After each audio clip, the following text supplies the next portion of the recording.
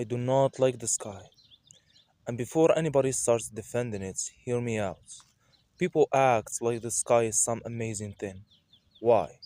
It's just there, every day, doing the same thing. Imagine if your friend showed up every single day wearing the exact same giant blue shirt for your entire life. You'd be concerned. But the sky does it and suddenly it's beautiful? No, it's lazy.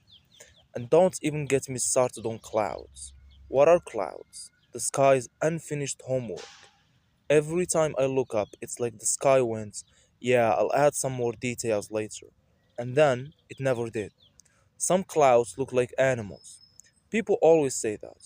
Oh, look, that's what looks like a rabbit. No, it doesn't. You told me it was a rabbit first, and now I'm being peer pressured into seeing a rabbit. That's not art. That's gaslighting. And why is the sky so huge? What is all that space for? You ever notice how much sky there is? Way too much. Nobody ordered that much sky. Imagine buying a house and the seller says, good news, we included 8 trillion extra square miles of ceiling. For what? What's it doing? Nothing. The sky is the world's biggest empty room. Then there is the sun. Everybody loves the sun. I don't trust it. Way too bright. Nobody should be that bright. I can't even look at it. Every relationship requires eye contact. The sun refuses. Suspicious behavior. And it's always showing off. Oh, look at me. I make life possible. Cool. Relax. You don't have to bring it up every day. The moon is even weirder, just hanging around at nights, borrowing sunlight. Imagine your whole career being reflected light. Get your own. And people say the night sky is beautiful. Really? It's mostly darkness. That's like opening an empty fridge and calling it a masterpiece. And stars? Tiny little dots. Half of them are apparently already dead. Great. The sky is literally displaying outdated content. It's running on ancient updates. It's the universe's slowest Wi Fi. And weather? Absolutely ridiculous. The sky can't make up its mind. One minute is funny, the next minute is raining, then windy, then cloudy, then somehow all four at once. The sky has the emotional stability of a toddler who skipped a nap. Rain is crazy when you think about it. Water just starts falling from above, and everyone acts normal. Imagine if chairs started falling from the sky. People would panic. But water, does it?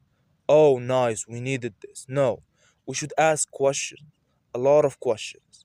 Thunder is the sky's version of slamming a door during an argument. Nobody knows what it's so angry about. Every few weeks it just goes boom and leaves. Very mature.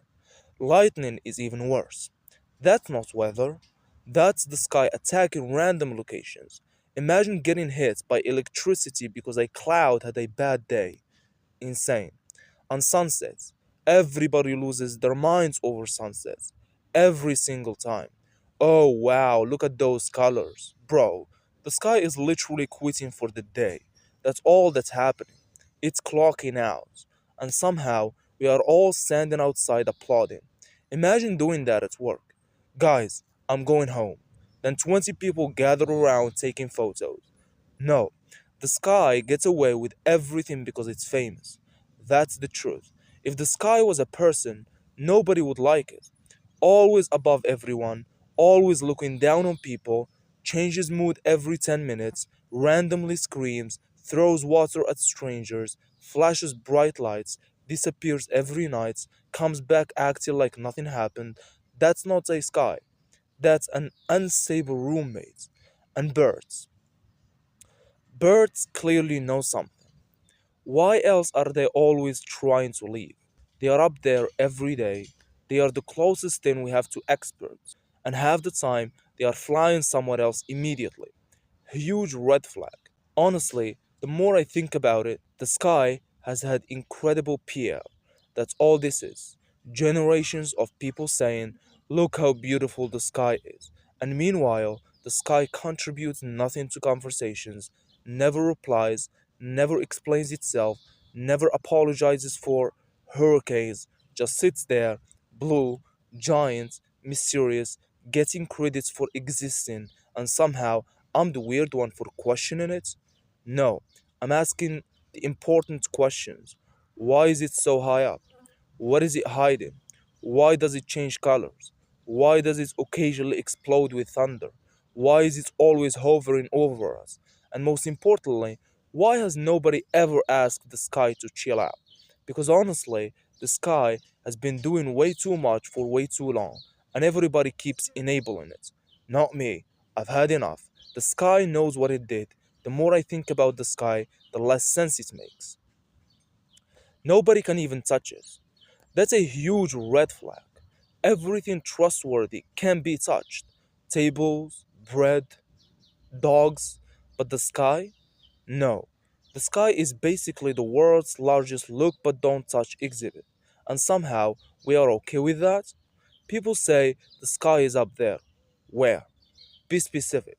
Nobody ever is. You ask where the sky starts and suddenly everyone becomes a philosopher. That's suspicious. Imagine asking someone where they live and they respond, everywhere and nowhere. Congratulations. You're either a wizard or a tax evader. The sky has the exact same energy. And let's talk about birds for a second. Why are they allowed up there? Who approved that? If I jump into somebody's backyard uninvited, suddenly I'm the problem? But pigeons are flying through premium sky real estate all day long. No paperwork, no rent, no consequences. The system is broken. And airplanes. Don't even get me started. Every time I get on a plane, we are basically gambling against the sky. That's the whole activity. Humans built a giant metal tube and collectively agreed, yeah, let's throw this thing directly into the sky. Why? Who looked at a giant empty void and thought, I bet my luggage can survive in there? Absolutely insane behavior.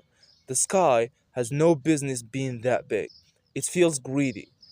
Like, okay, you got the entire horizon, you got every direction, you got day, you got night, you got weather, you got sunset, leave some space for the rest of us. The ocean gets one floor, the sky gets the entire ceiling. Favoritism. Then people say things like, the sky is limitless. That's not inspiring. That's terrifying. You know what really is limitless? Problems, debts, the amount of tabs my friend leaves open on his browser. Nothing good comes from unlimited quantities. And why is the sky always changing color? Pick one. Commit. Every few hours is a completely different person. Blue, orange, pink, gray, black. At this point, the sky is just catfishing the planet. And don't tell me it's because of science. Science is just Science is just the explanation. I'm talking about the attitude. The sky wakes up every morning and says, you know what? New look. Must be nice. I wear the same hoodie twice and people notice. The sky reinvents itself daily and wins awards. Unfair. And clouds have gotten way too comfortable.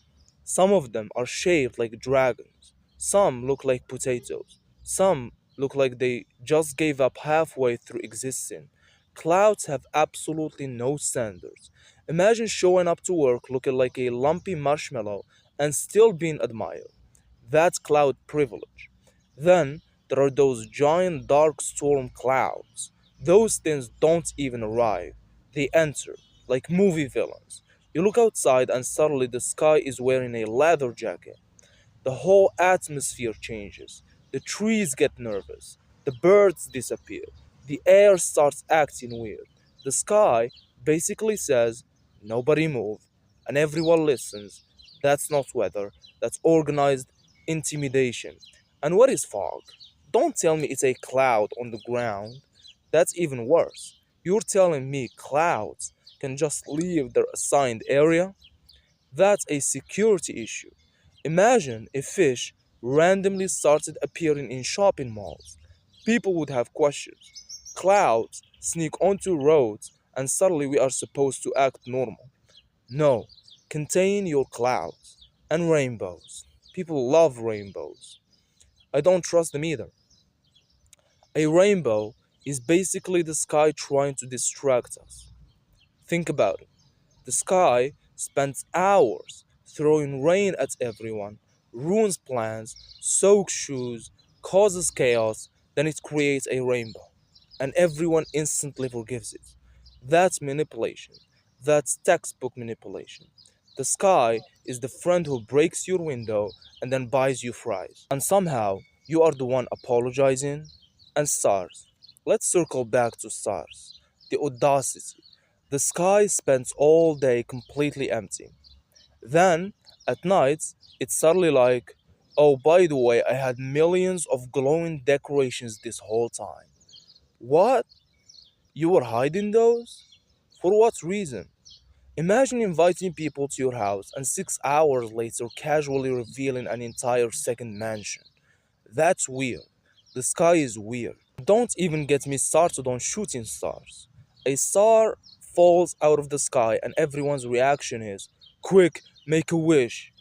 No, a piece of the sky just malfunctioned. We should investigate. That's like watching a tire fall off a car and saying, oh, make a wish. No, call somebody. Something has gone terribly wrong.